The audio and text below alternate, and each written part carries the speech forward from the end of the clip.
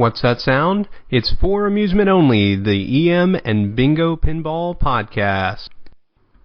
Welcome back to For Amusement Only. This is Nick Baldridge. We got another call on the bingo line. Hey Nick, it's Adam. Just started listening to your Jay Stafford interview, and I'm only a couple seconds into it, but I just want to commend you on the innovativeness of conducting an email interview on a podcast. I don't think it's ever been done before, and only from you, only from the guy who really appreciates the roots of pinballs would come such innovation. But I would say so far in my only, going to the next subject, my only real experience with bingo machines would be with you going over there and getting to kind of see just the majesty and wonder that is bingo. And I can't I've got my eyeballs on a couple of them on Craigslist right now, so hopefully I can get one. But all those gears and gizmos definitely intimidate me, but we'll see. All right. Well, great. Since nobody calls into my phone line, I figured I would call into your phone line. Take care. Speak to you later. Bye. And thanks again for coming over and giving those a shot.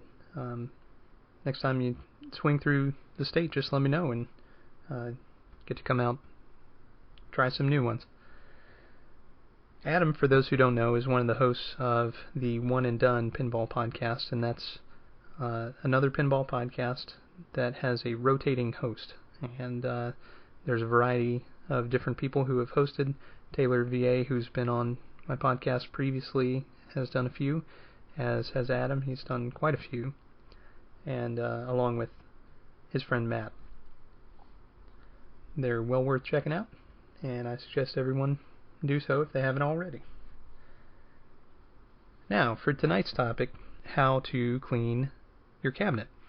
And very timely, Robert Madel, who was on the podcast recently, suggested that I discuss some ideas about how to clean bingos with textured paint.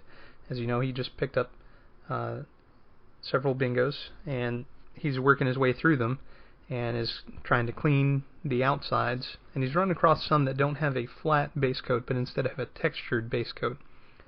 I let him know that that was something that Bally experimented with, especially in the 60s and probably late 50s.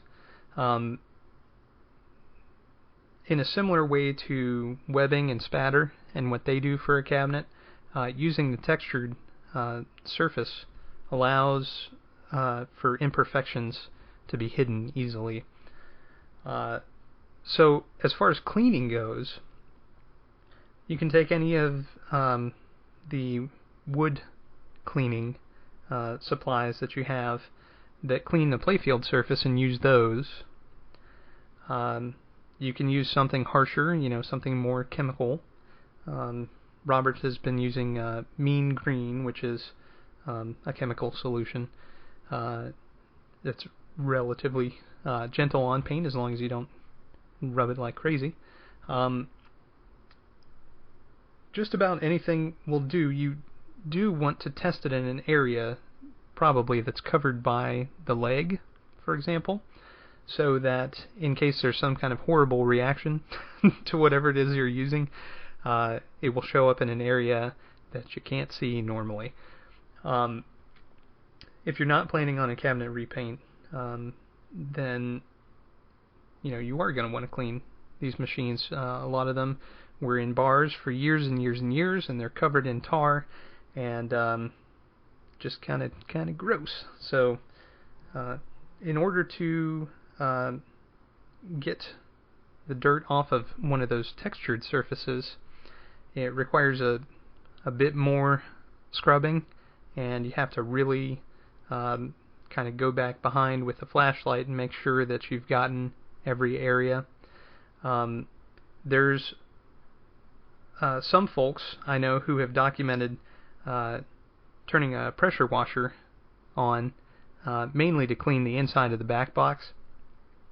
But you could do that on the cabinet as well. You just want to be very careful that you're not close enough in applying so much pressure that it actually pulls the paint off.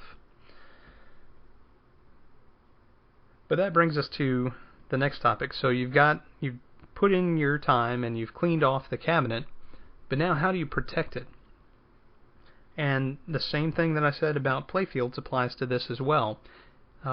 You want to wax the outside of the cabinet. You also want to wax your legs. This provides a top coat.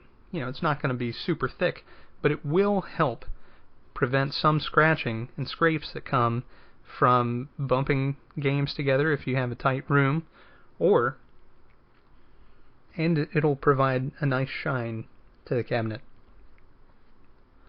It'll be very attractive when you're done.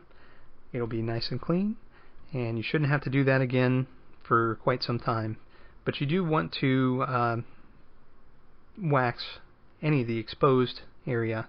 So that would be your side rails, be they wood or metal.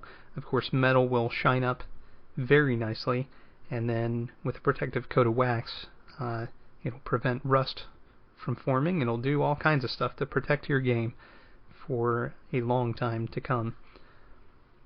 Just be sure to do that periodically when you pull out the machine for maintenance, say once yearly or so. Then that would be a good time to apply a bit more wax to the cabinet, to the legs, buff them up, make them shiny, and that machine will be something you'll be proud of. Well, thank you very much for joining me. My name again is Nick Baldridge. You can reach me at foramusementonlypodcast@gmail.com, or you can reach me on the Bingos line, which is 724-BINGOS1. That's 724-246-4671.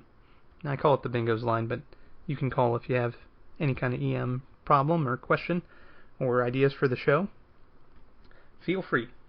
You can listen to the show on iTunes, Stitcher, Pocket Casts via RSS, on Facebook, on Twitter, at Bingo Podcast. You can follow me on Instagram at nbaldridge, and you can listen to us on our website, which is foramusementonly.libsyn.com. Thank you very much for listening, and I'll talk to you next time.